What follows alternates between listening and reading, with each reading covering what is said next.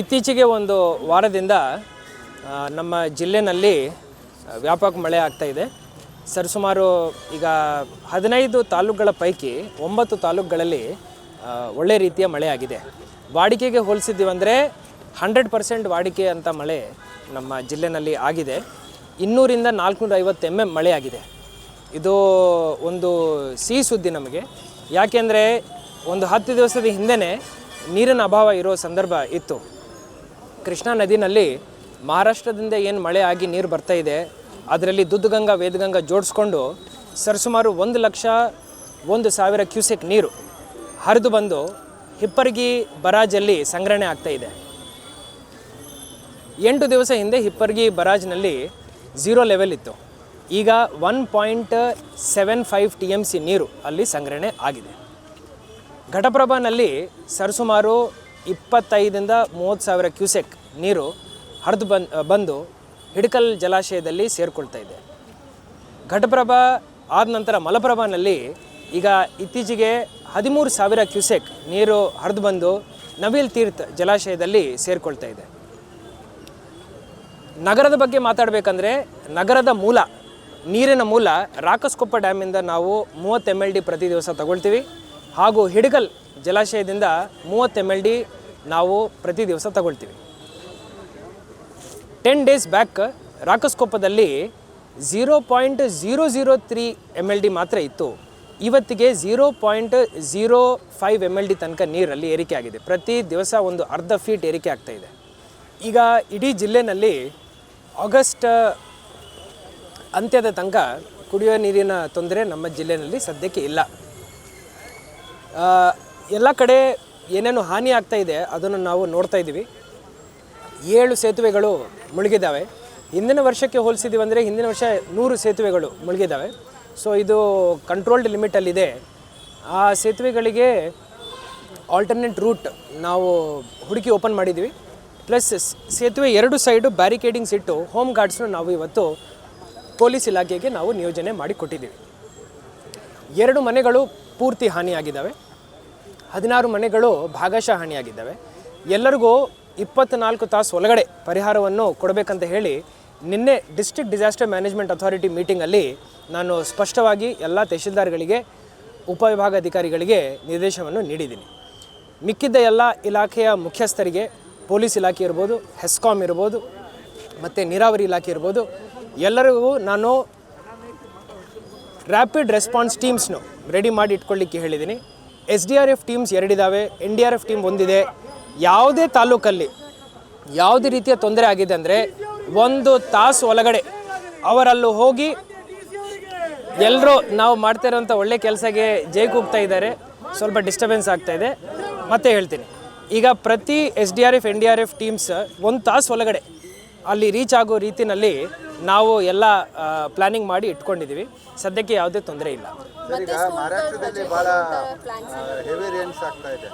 ಈಗ ಅಲ್ಲಿಂದ ಏನಾದರೂ ಫ್ಲಡ್ ಸಿಚುವೇಶನ್ ಏನಾದರೂ ಆಗ್ಬೋದು? ಸೊ ಫಸ್ಟ್ ಥಿಂಗ್ ಏನಂದರೆ, ಹೌದು, ಜನರಿಗೆ ಯಾವುದೇ ತೊಂದರೆ ಆಗಬಾರ್ದಂತ ಹೇಳಿ ಶಾಲೆಗಳಿಗೆ ನಾವು ಇತ್ತೀಚಿನ 2 ದಿವಸಗಳಿಂದ ನಾವು ರಜೆಗಳನ್ನು ಘೋಷಣೆ ಮಾಡ್ತಾ ಬಂದಿದ್ದೀವಿ. ಮಳೆ ಪ್ರಮಾಣ ನೋಡ್ತೀವಿ. ಮಕ್ಕಳಿಗೆ ತೊಂದರೆ ಆಗಬಾರ್ದು, ವಿದ್ಯಾರ್ಥಿಗಳಿಗೆ ತೊಂದರೆ ಆಗಬಾರ್ದು ಅಂತ ಹೇಳಿ ನಾವು ಆ ಥರ ನಿರ್ಧಾರ ಮಾಡ್ತೀವಿ. ಪ್ರತಿ ದಿವಸ ಆ ನಿರ್ಧಾರವನ್ನು ತಗೊಳ್ತೀವಿ. ಮಳೆ ಪ್ರಮಾಣ ಇನ್ನೊಂದು 3 ದಿವಸ ಇರೋ ಸಾಧ್ಯತೆ ಇದೆ ಅಂತ ಹೇಳಿ ಹವಾಮಾನ ಇಲಾಖೆಯಿಂದ ನಮಗೆ ಮಾಹಿತಿಯನ್ನು ಅವರು ನೀಡಿದ್ದಾರೆ. ಅದರಂತೆ ಎಲ್ಲ ನದಿ ಬದಿನಲ್ಲಿರುವಂಥ ಗ್ರಾಮಗಳು ಏನೇನು ಇರ್ತವೆ ಅಲ್ಲಿ ನಾವು ನಮ್ಮ ಟೀಮ್ಸ್ನು ತಹಶೀಲ್ದಾರ್ ಇರ್ಬೋದು, ಪೊಲೀಸ್ ಇಲಾಖೆ ಇರ್ಬೋದು, ತಳಮಟ್ಟದಲ್ಲಿ ತಲಾಟಿಗಳಿರ್ಬೋದು, ಎಲ್ಲರಿಗೂ ನಾವು ಸಕ್ಷಮ ಇರಬೇಕಂತ ಹೇಳಿ ನಾವು ನಿರ್ದೇಶನವನ್ನು ನೀಡಿದ್ದೀವಿ. ಸೊ ನಾವು CM ಸಾಹೇಬರಿಗೆ ಆಲ್ರೆಡಿ ಮಾಹಿತಿ ಅವರ ಕಚೇರಿಗೆ ತಲುಪಿಸಿದ್ದೀವಿ. ಬರದ ಪರಿಸ್ಥಿತಿ ಸದ್ಯಕ್ಕೆ ನಮ್ಮ ಕಡೆ ಇಲ್ಲ. ಆದರೂ ಇಲ್ಲಿ ಮಟ್ಟ ಕ್ರಾಪ್ ಹೆಲ್ತ್ ಹೆಂಗಿದೆ, ಈಗ ಫಾರ್ ಎಕ್ಸಾಂಪಲ್ ಕಬ್ಬುದು ನಾವು ನೋಡಿದ್ದೀವಂದರೆ ಪ್ರತಿ ತಾಲೂಕಿಂದ ನಾವು ಮಾಹಿತಿಯನ್ನು ಸಂಗ್ರಹಣೆ ಮಾಡಿದ್ದೀವಿ. ಜೂನ್ ಲಾಸ್ಟ್ ವೀಕಲ್ಲಿ ಕಬ್ಬು ಸ್ವಲ್ಪ ಒಣಗೋದು ಶುರು ಆಯಿತು. ಈಗಿನ ರಿಕವರಿ ಹೆಂಗಿದೆ, ಇಳುವರಿ ಎಷ್ಟು ಬರುತ್ತೆ, ಅದರಿಂದ ಶುಗರ್ ಈಲ್ಡ್ ಎಷ್ಟು ಬರುತ್ತೆ, ಅದರ ಬಗ್ಗೆ ಚರ್ಚೆ ಮಾಡ್ತಾರೆ. ಇದೇ ರೀತಿಯ ಮಳೆ ಇನ್ನೊಂದು 10-15 ದಿವಸ ಆಗಿದೆ ಅಂದರೆ ನಮ್ಮ ಕ್ರಾಪ್ಗೂ ಏನು ತೊಂದರೆ ಆಗಲ್ಲ. ಇನ್ನೂ ಫ್ಲಡ್ ಸಿಚುವೇಶನ್ ನಮ್ಮ ಜಿಲ್ಲೆನಲ್ಲಿ ಇಲ್ಲ. ಅದು ನಾನು ಅವರಿಗೆ ತಿಳಿಸಿದ್ದೀನಿ, ಸಾಹೇಬರಿಗೆ, ಅವರ ಆಫೀಸ್ ಅವರಿಗೆ, ಎಲ್ಲ ಅವರ ಆಪ್ತ ಕಾರ್ಯದರ್ಶಿಯವ್ರಿಗೂ ತಿಳಿಸಿದ್ದೀನಿ. ಇನ್ನೊಂದು 1.5 ಲಕ್ಷ ಕ್ಯೂಸೆಕ್ ನೀರು ಕೃಷ್ಣಾ ನದಿನಲ್ಲಿ ಹರಿಯೋ ತನಕ ನಾವು ಇಲ್ಲಿ ಟ್ರಿಗರ್ ರೆಡ್ ಅಲರ್ಟ್ ಏನು ಸೌಂಡ್ ಮಾಡಲ್ಲ. ಸೊ 1 ಲಕ್ಷ ಕ್ಯೂಸೆಕ್ಕೇ ಇದೆ. ಇದು ನಮಗೆ ಈ ಭಾಗದಲ್ಲಿ ಈ ತಿಂಗಳಲ್ಲಿ ಇದು ವಾಡಿಕೆ. ಸರ್, ಕೆಲವೊಂದು ಕಡೆ ಈ fertilizer specially urea sir shortage ಆಗ್ತಾ ಇತ್ತು.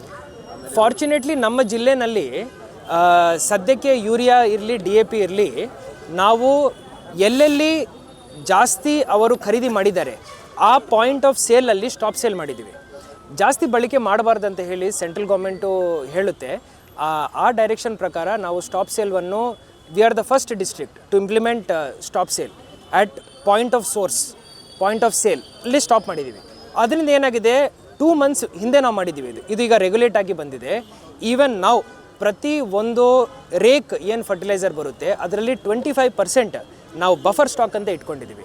I have more than 10,000 metric tons of buffer stock of urea and relatively DAP.